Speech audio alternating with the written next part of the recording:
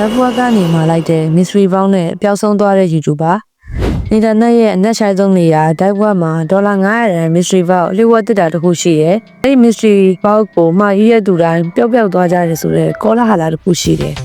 ဒါကိုမယုံပဲသူ့ရဲ့ viewer တွေရှိမှတက်တည်ပြဖို့မှာရေးလိုက်တဲ့ YouTuber တယောက်အကြောင်းပြောပြမယ်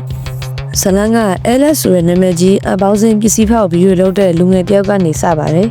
LS ကတရေတစေတွေဂမီယာတွေကိုလုံးဝမယုံတဲ့သူပါ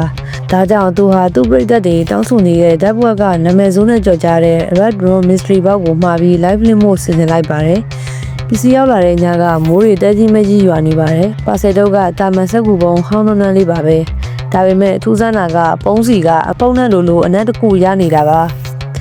LS ကကင်မရာကိုဖွင့် live လွှင့်ပြီးပုံးကိုစဖောက်ပါတယ်ပထမဆုံးထွက်လာတာကခလေးကစားတဲ့ဝုံရုပ်အစုပ်လေးတစ်ခုထူးခြားတာကဝုံရုပ်ရဲ့ပါးစပ်မှာတက်ထားတာပလတ်စတစ်သွားတွေမဟုတ်ပဲလူသွားအစစ်တွေဖြစ်နေတာပါ LS ကဒါကိုရည်စရာလုပ်ပြီးကြက်ရိုးတွေတက်ထားတာနေမှာပါလို့ပြောလိုက်တယ်ဒီချိန်မှာပဲ LS တတိမထားမိလိုက်တာကသူ့ရဲ့ live chat က comment တွေပါ viewer တွေက LS မင်းရဲ့ပရင်းပေါက်မှာလူတယောက်ရဲကြည့်နေတယ်လို့ဝိုင်းနေကြတယ်LS ကဒါကိုနောက်နေကြတဲ့ထင်ပြီးလက်တော့မကြည့်ခဲ့ပါဘူးဒါပေမဲ့ပုံးအောက်ချိန်မှာစာရွက်တစ်ရွက်ကိုသူထပ်တွေ့လိုက်ရတယ်စာရွက်ပေါ်မှာသွေးစားတွေနဲ့ရေးထားတာ Don't end the stream live ကိုလုံးဝမရက်လိုက်ပါနဲ့တဲ့ LS ရဲ့မျက်နှာထားနည်းနည်းပြတ်သွားပြီမဲ့သူ့ရဲ့ content creator စိတ်ဓာတ်နဲ့ဆက်သွားဖို့ဆုံးဖြတ်လိုက်တယ်ဒုတိယပစ္စည်းကတော့ USB stick အနီရောင်လေးတစ်ခုပါတယ် LS ကသူ့ကွန်ပျူတာမှာထိုးပြီးဖွင့်ကြည့်လိုက်တယ်အထဲမှာ video file တစ်ခုတည်းရှိပါတယ် file name က look behind အနောက်ကိုကြည့်လိုက်တဲ့ video ကိုဖွင့်လိုက်တဲ့အခါအဲ့ဒါက LS အခုထိုင်နေတဲ့အခန်းကိုအနောက်ကနေရိုက်ထားတဲ့ CCTV မြင်ကွင်းတစ်ခုဖြစ်နေတာပါစိုးဆုံးကတော့အဲ့ဒီဗီဒီယိုကအတန်ဖမ်းထားတာမဟုတ်ဘူး live တိုက်ရိုက်ပြနေတာပါ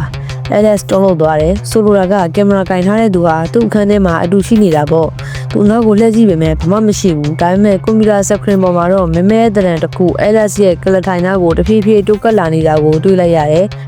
ပိုပြီးထူးဆန်းတာကအဲ့ဒီအရေးမဲကြီးက screen ထဲမှာ LS ရဲ့ပခုံးကိုကန်လိုက်တဲ့အချိန်မှာပဲအပြင်က LS ရဲ့ပခုံးပေါ်မှာရေခဲုံတင်လိုက်တယ်လို့အေးဆက်တဲ့အထီးတွေကိုတကယ်ခံစားလိုက်ရတာပါပဲ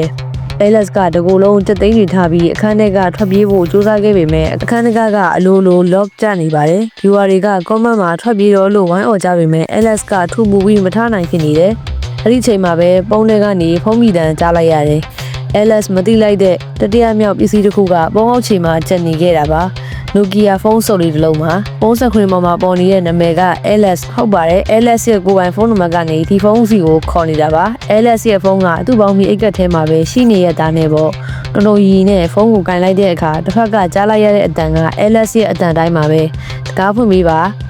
ငါအိမ်ထဲဝင်ချိန်လို့ရုတ်တရက်မီးတွေအကုန်ပြတ်သွားပြီး LS ရဲ့ order တစ်ခုထွက်လာတယ် live လွှတ်ထားတဲ့ကင်မရာကတုတ်ကျသွားပြီးကျန်းမြင့်ကိုပြနေတယ်အမောင်ထဲမှာရုံးရင်ဆန်ကဖြစ်တန်နေပစ္စည်းတွေကွဲတန်နေတဲ့အတူလွတ်ငါ့ကိုလို့အော်ဟစ်တန်တွေကို viewer တွေကြားနေရပါတယ်စက္ကန့်ပိုင်းလောက်ကြာတော့အတန်တွေတိတ်သွားပြီးတိတ်ဆိတ်ခြင်းကနေရာယူသွားတယ်ထူးဆန်းတာကမီးပြတ်မလာပေမဲ့ကင်မရာ screen ထဲမှာတော့အစိမ်းအောင်အလင်းမမှန်လေးတစ်ခုလင်းလာပါတယ်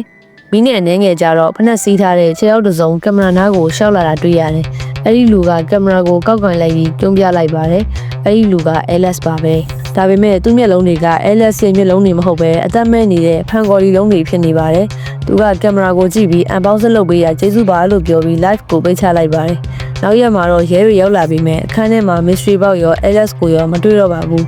ကျန်ခဲ့တာဆိုလို့ကွန်ပျူတာ screen ပေါ်ကစာသားလေးတစ်ခုပါပဲ item receipt ပစ္စည်းလက်ခံရရှိပါသည်တဲ့တလန်းလေးကတော့ဒါပါပဲရှင်ကျေးဇူးအများကြီးတင်ပါတယ်